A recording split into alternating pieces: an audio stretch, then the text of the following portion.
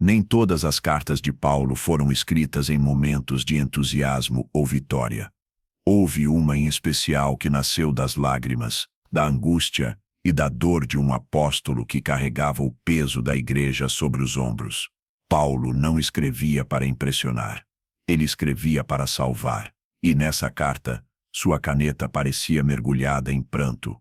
Hoje, muitos enxergam a vida cristã apenas como uma sequência de bênçãos, conquistas e vitórias terrenas. Mas quando olhamos para essa carta, vemos o oposto: um homem de Deus consumido pelo zelo, entristecido pelo pecado, angustiado pela falta de arrependimento entre aqueles que deveriam andar em santidade. Enquanto a igreja moderna corre atrás de reconhecimento, Paulo se consumia pela fidelidade à cruz.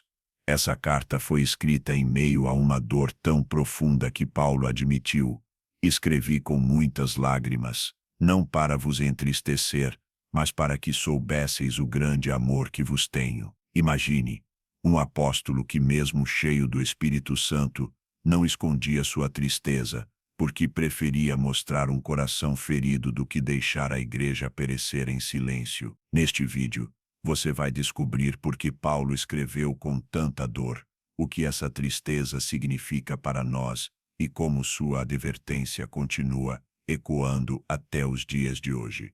Você vai perceber que lágrimas podem carregar mais poder espiritual do que muitos sermões ditos com soberba. Por isso, permaneça até o fim, porque esta carta não é apenas história antiga. Ela é uma mensagem viva para a igreja de agora, para mim, para você e para todos que desejam entender o que realmente entristece e alegra o coração de Deus. O chamado de Paulo nunca foi um convite para o conforto.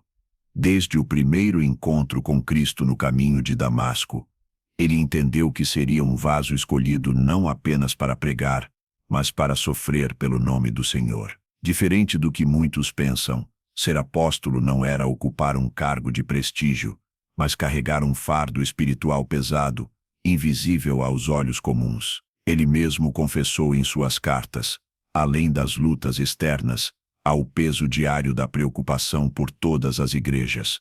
2 Coríntios 11, 28. Esse peso não era simbólico, era real. Paulo sentia as dores espirituais de cada comunidade cristã como um pai que sofre pelos filhos. Cada desvio, cada pecado, cada passo fora da verdade feria o seu coração. Ele não podia simplesmente virar o rosto e fingir que nada acontecia. Para ele, a vida da igreja estava ligada ao seu próprio sangue, e é justamente esse peso que explica por que algumas de suas cartas foram escritas com tanta tristeza. Paulo não falava como um mestre distante, mas como um pai espiritual ferido. Quando os Gálatas se deixaram seduzir por falsos evangelhos, ele escreveu: meus filhos, por quem de novo sinto as dores de parto, até ser Cristo formado em vós. Gálatas 4:19. Note a intensidade: dores de parto, uma linguagem de sofrimento extremo, de alguém que não podia suportar a ideia de ver seus filhos espirituais sendo enganados.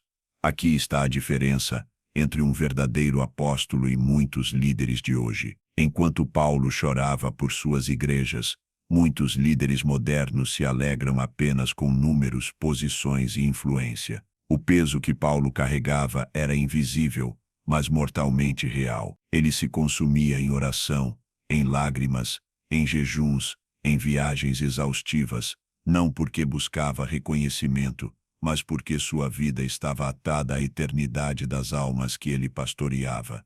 Esse peso espiritual não era opcional, era parte inseparável do chamado. E talvez seja por isso que Paulo tantas vezes se descreveu como servo e até como escravo de Cristo. Ele não pertencia a si mesmo.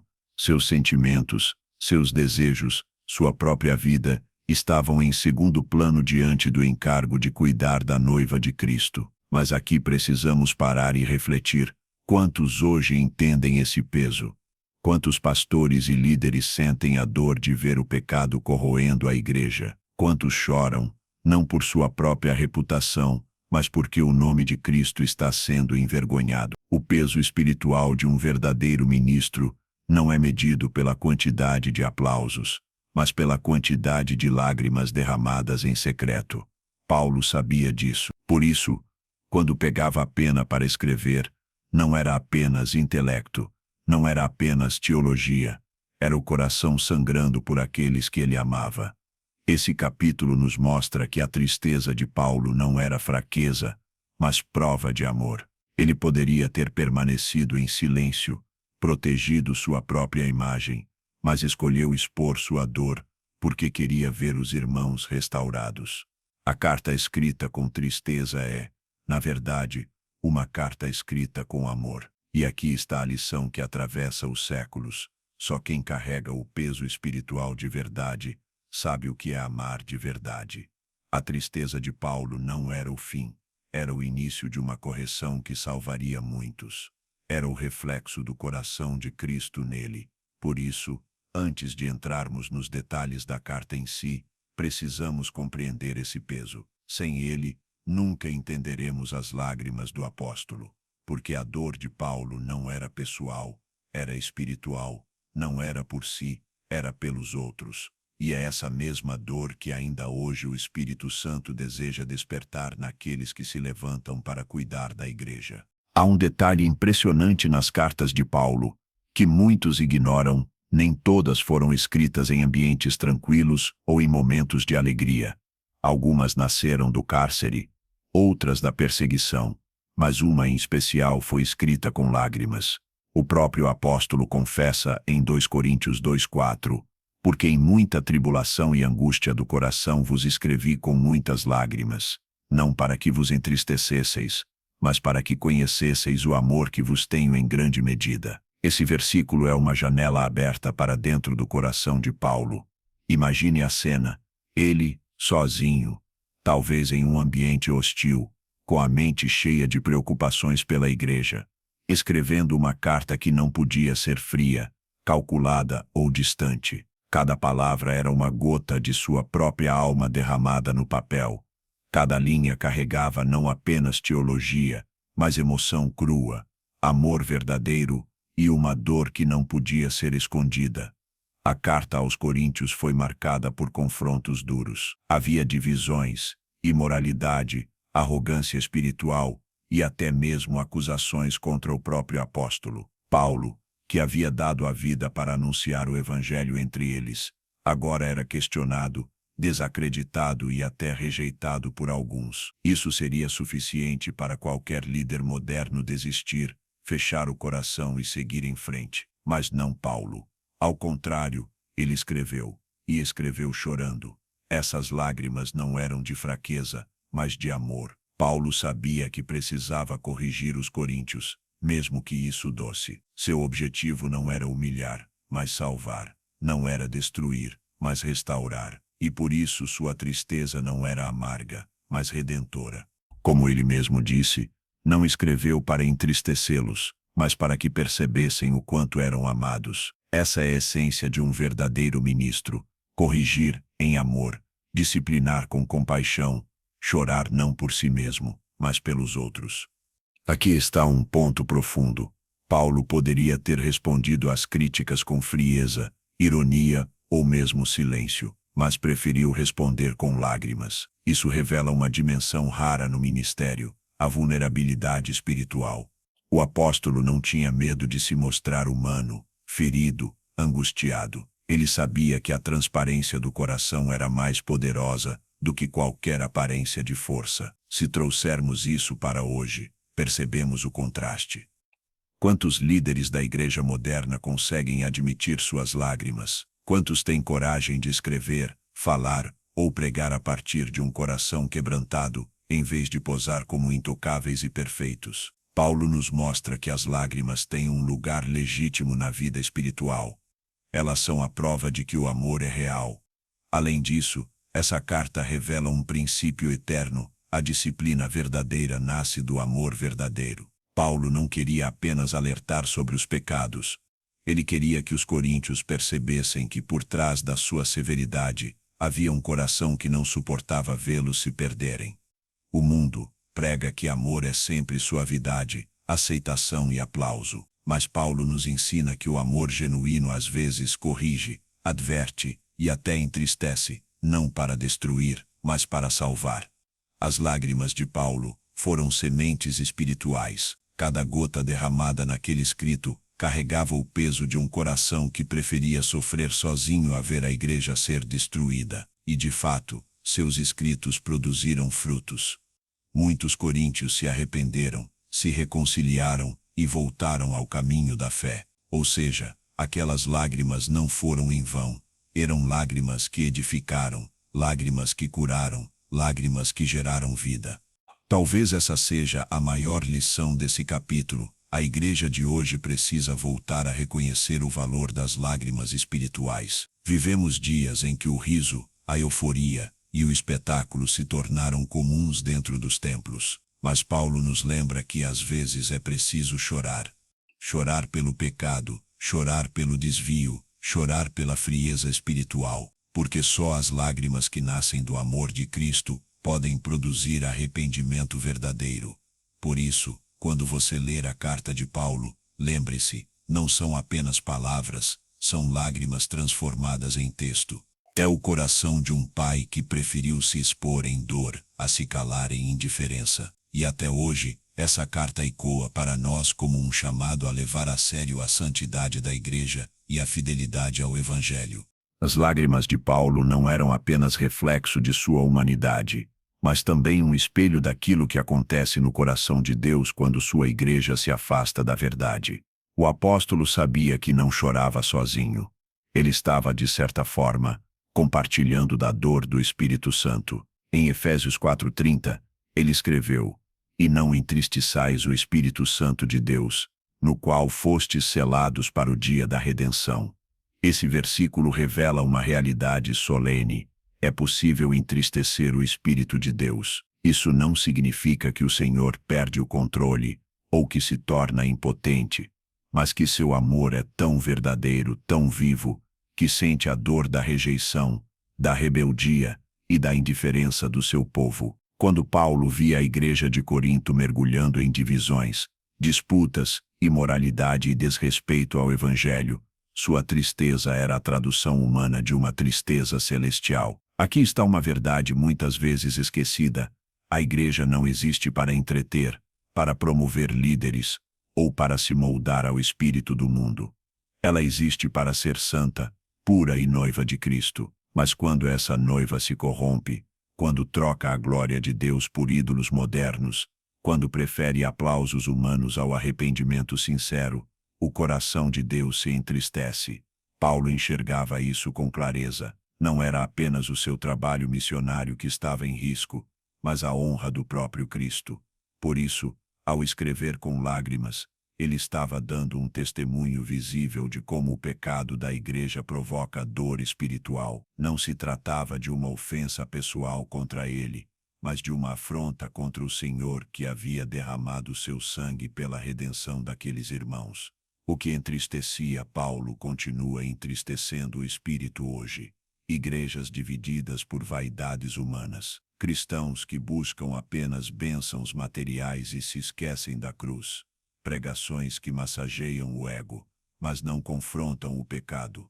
Essa realidade não apenas decepciona homens de Deus, mas fere o coração do próprio Cristo. Muitos pensam que o maior perigo da igreja é a perseguição externa, mas Paulo entendia que o maior risco sempre vem de dentro: o esfriamento espiritual, a tolerância ao pecado, a perda da sensibilidade ao espírito.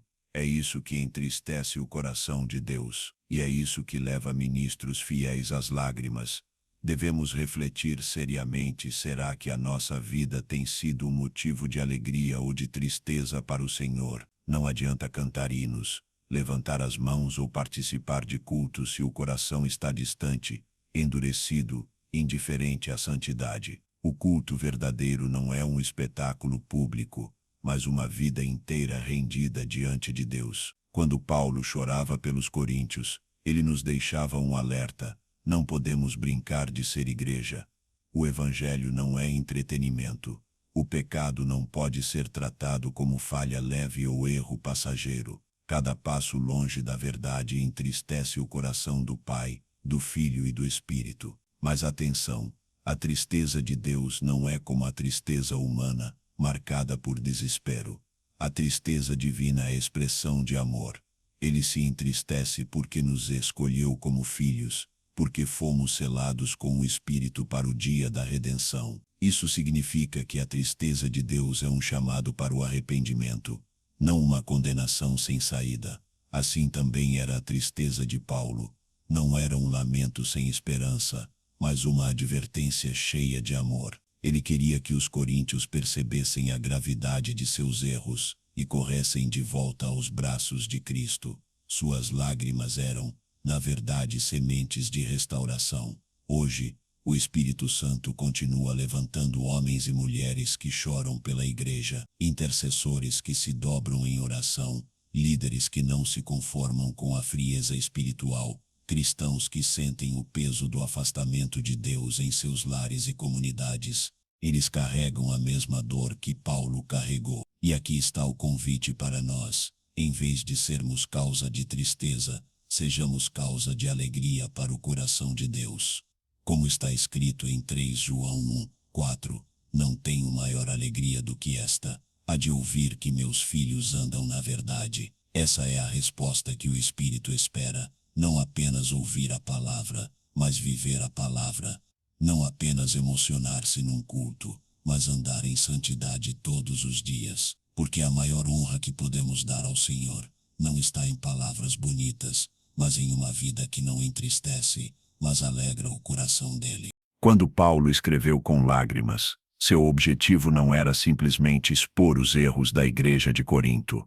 Ele não queria destruí-los, humilhá-los ou criar feridas sem cura.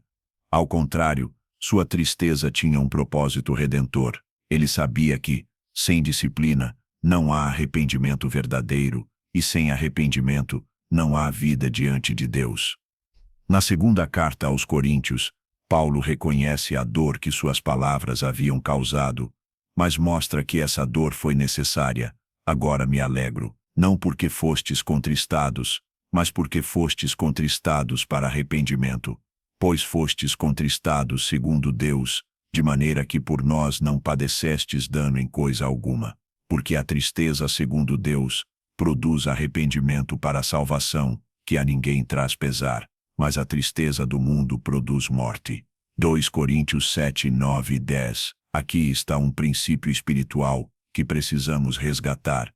Existe uma diferença entre a tristeza segundo o mundo e a tristeza segundo Deus. A tristeza do mundo é egoísta, cheia de remorso, desespero e autopiedade. É a dor de quem foi pego, de quem perdeu algo, ou de quem sofre as consequências do pecado, mas não deseja mudar. Essa tristeza gera morte, porque permanece centrada no próprio eu. Mas a tristeza segundo Deus é diferente. Ela nasce do confronto com a santidade divina e produz arrependimento genuíno. Não é apenas remorso, mas transformação. Não é apenas sentir culpa, mas abandonar o pecado. Foi isso que Paulo buscava ao escrever com lágrimas, provocar nos coríntios uma dor que não os matasse, mas que os curasse. Esse é o valor da disciplina espiritual. Embora seja dura, embora doa, ela é necessária. A disciplina é como a ferida que o médico precisa abrir para retirar a infecção. No momento causa dor, mas sem ela, a morte seria certa. Paulo entendeu que, se amasse verdadeiramente a igreja, não poderia poupá-la da correção. O silêncio seria crueldade. A repreensão, embora triste, era amor.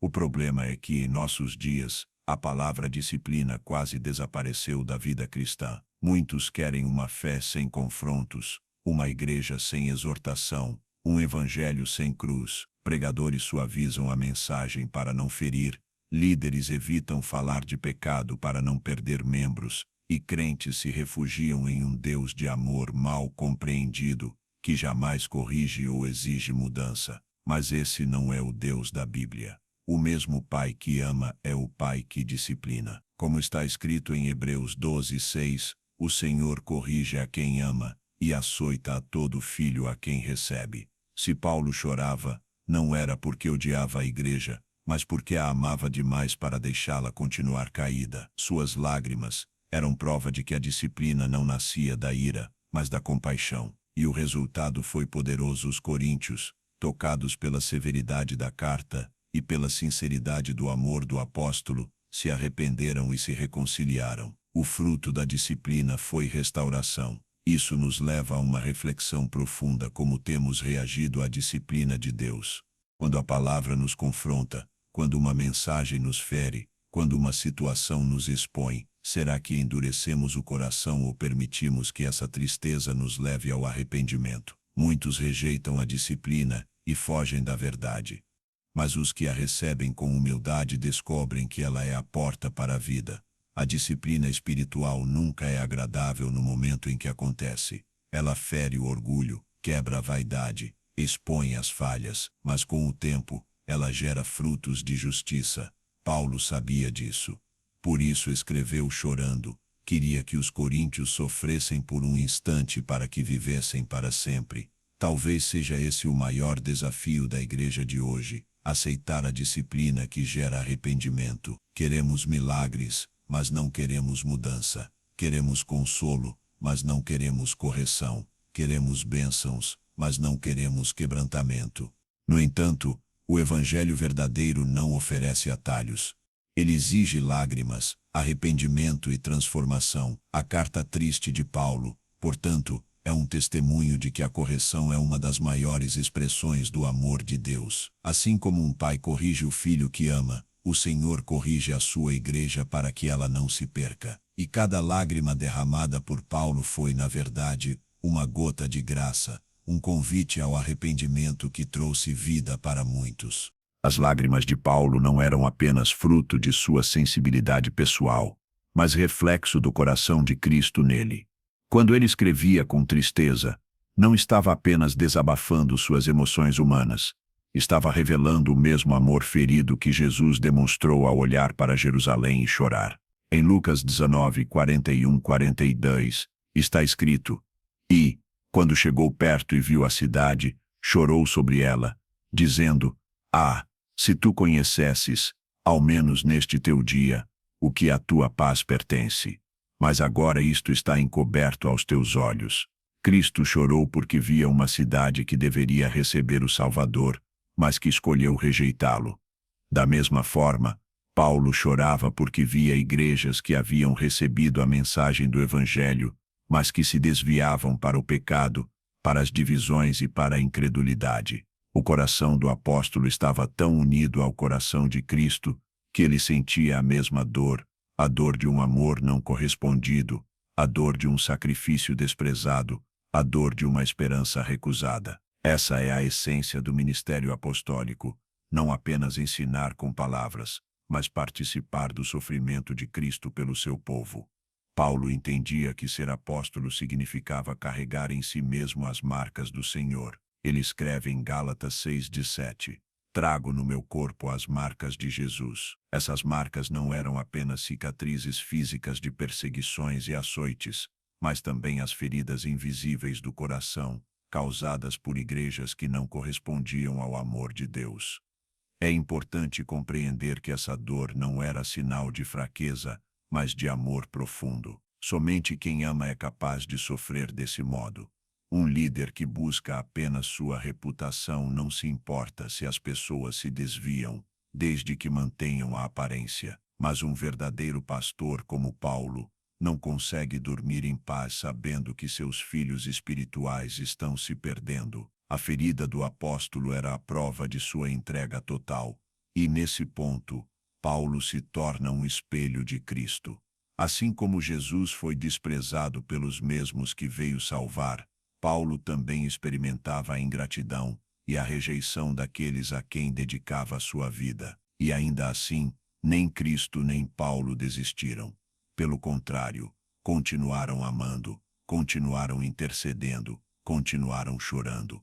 Essa dimensão da fé cristã é pouco compreendida em nossos dias. Muitos desejam um cristianismo que não fere, que não exige lágrimas, que não envolve dor. Mas Paulo nos mostra que não há evangelho sem cruz, e não há cruz sem coração partido. Quem ama verdadeiramente a Igreja de Cristo precisa estar disposto a sofrer por ela.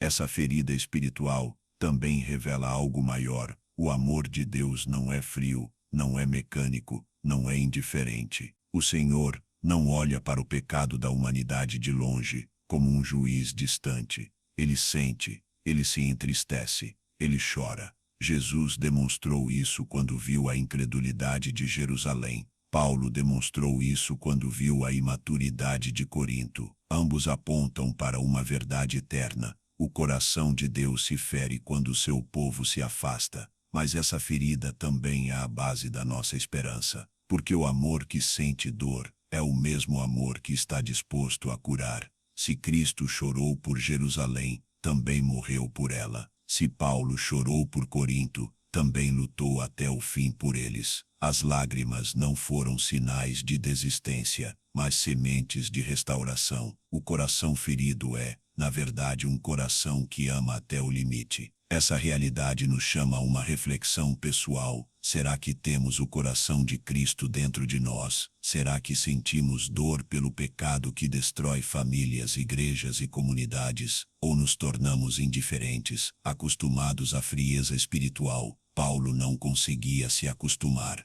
O Espírito nele não permitia. E é isso que nos falta hoje, cristãos que não apenas falam de Cristo, mas que compartilham do seu coração. Quando Paulo escreveu com tristeza, estava nos lembrando de que o amor verdadeiro não é superficial. Ele sangra, ele se entrega, ele se doa até o fim, e é justamente essa entrega que transforma. Assim como o coração ferido de Cristo nos deu a salvação, o coração ferido de Paulo nos deixou um exemplo eterno de que vale a pena sofrer por amor às almas. Quando Paulo escreveu com lágrimas, não tinha em mente apenas a igreja de Corinto. Ele sabia que aquelas palavras carregavam um peso eterno. A dor do apóstolo não era apenas circunstancial, mas profética. E por isso, essa carta não pertence apenas ao passado, ela é uma advertência viva para nós hoje. Vivemos em uma época marcada pela superficialidade espiritual, igrejas cheias, mas corações vazios, cultos lotados, mas vidas distantes da santidade, mensagens populares, mas sem cruz. O que entristecia Paulo continua vivo em nossos dias. A mesma indiferença ao pecado, a mesma busca por reconhecimento humano, a mesma tendência de transformar a fé em espetáculo. Assim como os coríntios se orgulhavam de seus dons, mas negligenciavam a pureza, também hoje muitos se orgulham de ministérios grandiosos, mas sem arrependimento. E o resultado é o mesmo: uma igreja que enche os olhos dos homens, mas entristece o coração de Deus. A carta escrita com lágrimas é um lembrete de que não podemos brincar de ser cristãos. O Evangelho não é um adorno cultural, uma tradição familiar ou uma experiência emocional. Ele é a verdade que exige rendição total. Quando a igreja se acomoda no pecado, quando suaviza a mensagem para agradar multidões, ela se torna culpada do mesmo erro que levou Paulo às lágrimas. O apóstolo não escrevia para conquistar popularidade. Pelo contrário, muitas vezes, suas palavras causavam desconforto, afastavam pessoas, provocavam oposição. Mas ele sabia que a missão não era agradar, era salvar. E salvar implica confrontar. Por isso, suas cartas são tão atuais, porque também hoje precisamos de líderes que tenham coragem de chorar e de falar a verdade, mesmo que custe aplausos e seguidores. É assustador perceber que a mesma indiferença que Paulo denunciava pode ser encontrada dentro de nossas casas e corações. Quantas vezes tratamos o pecado com leveza? Quantas vezes buscamos apenas conforto espiritual em vez de verdadeira transformação? Quantas vezes transformamos a fé em ritual vazio, sem vida, sem entrega, sem lágrimas? A advertência de Paulo é clara: a tristeza segundo Deus é necessária. Sem ela, não há arrependimento. Sem arrependimento, não há salvação. Uma igreja que perdeu a capacidade de chorar pelo pecado, perdeu também a capacidade de experimentar o poder da cruz. Hoje, vemos multidões correndo atrás de milagres, profecias e promessas de prosperidade, mas raramente vemos lágrimas de arrependimento nos altares. Pregadores pregam para entreter, não para confrontar. e o resultado é uma geração de cristãos frágeis, superficiais e mundanos. Mas a carta de Paulo continua gritando: é hora de voltar ao evangelho verdadeiro, ao Cristo crucificado, ao arrependimento profundo.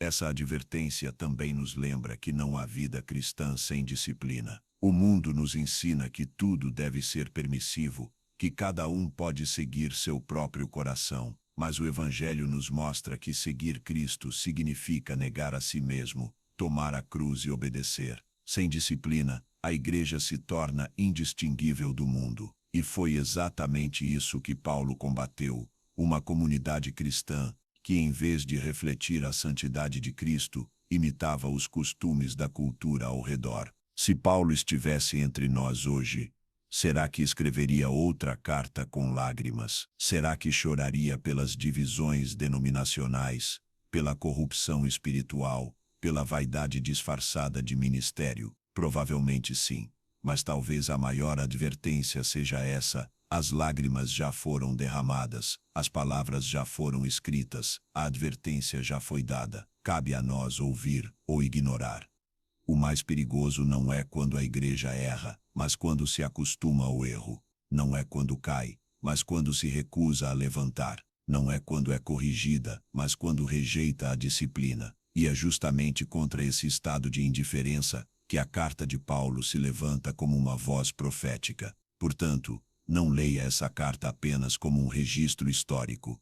Leia como um espelho. Pergunte-se: será que minha vida tem sido motivo de alegria ou de tristeza para o coração de Deus? Será que a minha comunidade tem seguido o caminho do arrependimento ou da indiferença? Será que não precisamos, mais do que nunca, das lágrimas que despertam e das palavras que confrontam? A carta que Paulo escreveu com profunda tristeza continua sendo, hoje, uma advertência urgente, porque a igreja que entristece o coração de Deus está em perigo. Mas a igreja que ouve, que se arrepende e que se rende, ainda pode ser restaurada e transformada. As lágrimas de Paulo não terminaram em desespero. Embora sua carta tivesse sido escrita em profunda tristeza, ela não foi uma carta de condenação definitiva, mas de esperança. O coração do apóstolo não desejava destruir a igreja de Corinto, mas vê-la restaurada. E, de fato, suas lágrimas produziram frutos de arrependimento e reconciliação. Em 2 Coríntios 7:11, Paulo reconhece esse resultado. Vede o quanto esta mesma tristeza, segundo Deus, produziu em vós que defesa, que indignação, que temor, que saudade, que zelo, que vindicação. Em tudo mostrastes estar inocentes neste negócio. Ou seja, as lágrimas do apóstolo não caíram em vão. A tristeza que sentiu e que transmitiu em palavras despertou vida nos coríntios.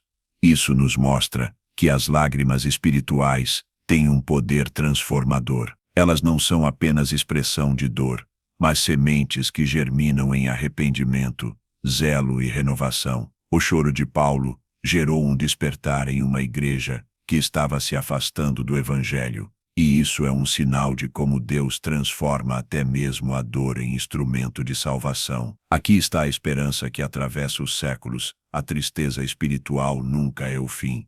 O Espírito Santo não nos confronta para nos esmagar, mas para nos restaurar. As lágrimas de Paulo são um lembrete de que, por trás da disciplina, há um pai que deseja ver seus filhos vivos e santos. Por trás do pranto, há uma alegria futura preparada para aqueles que se arrependem. Esse princípio ecoa em toda a Escritura. O salmista declarou: os que semeiam em lágrimas, com júbilo ceifarão. Quem sai andando e chorando enquanto semeia, voltará com júbilo, trazendo consigo os seus molhos.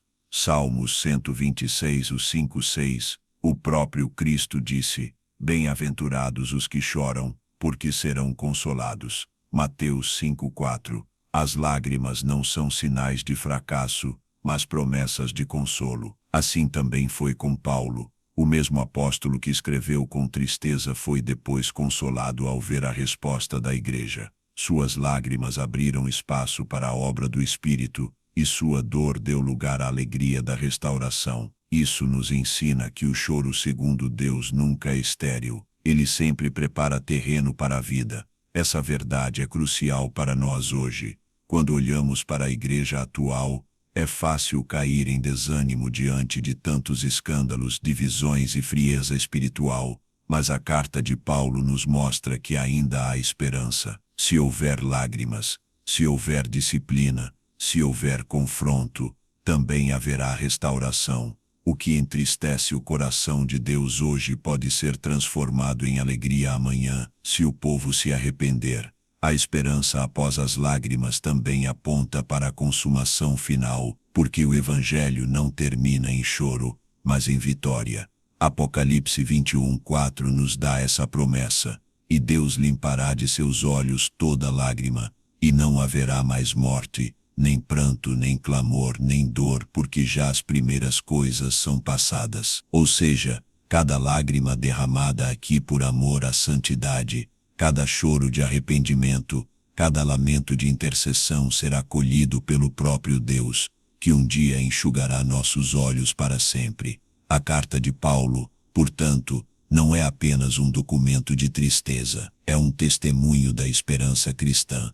Ela nos lembra que a igreja pode falhar, pode entristecer o coração de Deus, pode até provocar lágrimas em seus servos, mas também pode ser restaurada, renovada e fortalecida. As lágrimas não são o ponto final, são apenas a preparação para uma alegria maior, e essa esperança deve nos animar hoje. Se Paulo chorou, também sorriu depois. Se ele escreveu em tristeza, também viu frutos de arrependimento. E se Deus ainda hoje levanta homens e mulheres que choram pela igreja, é porque ele ainda não desistiu dela. O Espírito continua agindo, despertando, corrigindo e restaurando. Assim, aprendemos a olhar para nossas próprias lágrimas com fé. O choro que nasce do amor por Cristo nunca é desperdiçado. Ele se torna oração diante do trono. Ele se torna semente no coração dos que ouvem. Ele se torna instrumento de transformação.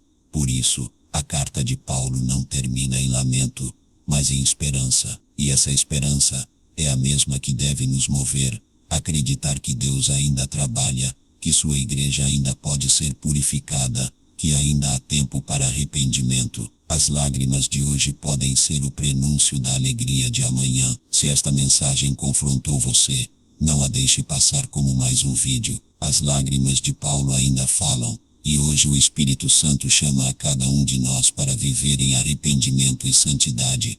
Escreva aqui nos comentários: eu quero ser uma alegria para Cristo, não uma tristeza. Esse ato simples é a sua declaração pública de fé, de que você não quer viver para o mundo, mas para aquele que morreu por você. Compartilhe este vídeo com alguém que precisa despertar espiritualmente. Pode ser a palavra que vai salvar uma vida. Inscreva-se no canal As Cartas de Paulo e ative as notificações para não perder nenhuma mensagem. Aqui não pregamos massagem, aqui não pregamos superficialidade, aqui anunciamos a verdade que transforma. Permaneça até o fim. Assista, medite e ore sobre cada palavra. As lágrimas de Paulo não foram em vão, e a sua decisão hoje também não será. Vivencie-o. Evangelho, evangelho, evangelho. Evangelho, evangelho, evangelho, evangelho, evangelho, evangelho, evangelho, evangelho, evangelho, evangelho, evangelho, evangelho, evangelho, evangelho, evangelho, evangelho, evangelho. Então escreva, compartilhe, inscreva-se e permaneça, porque juntos, como igreja, podemos ser uma alegria para Cristo em meio a um mundo que o entristece todos os dias.